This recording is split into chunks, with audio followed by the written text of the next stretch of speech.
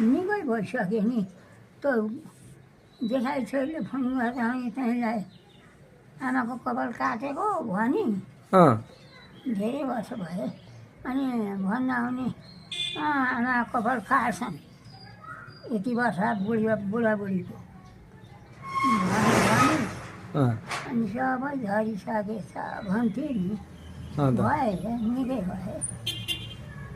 त्यही नै हो। अनि कपाल कोरिरहँदा यो हात दुख्छ यहाँनिर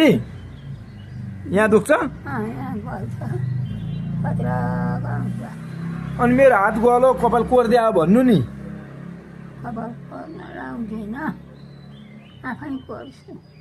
किन आफू सबै मिल्ने कोही भन्छ यहाँ अब यसो बसो उताउति हेरो कपाल कोरो बसो सामान्य यहाँसम्म देखिहाल्छु उता हो देख्दिनँ यता ऊ त ट्याक्सी आएको देख्नु त त्यो ट्याक्सी आएको देख्दिनँ देख्दिनँ ट्याक्सी स्याक्सी देख्दिनँ बरु तँलाई धमिलो देख्छु मलाई चाहिँ देख्नु भएको छ